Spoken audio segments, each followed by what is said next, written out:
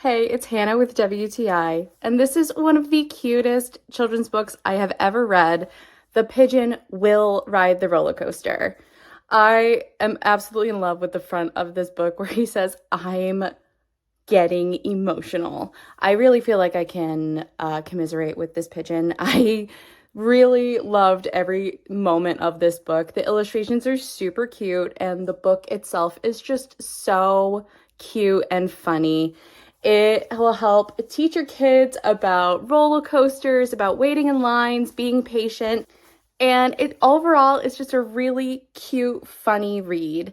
I love how these pages are nice and matte and cute, and it shows the pigeon having all sorts of thoughts about what they think the roller coaster is going to be like and how excited they are for it.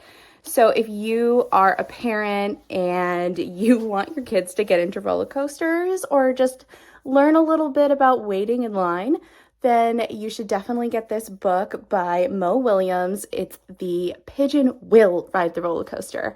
I think it is a fantastic kids book, and that is my point of view.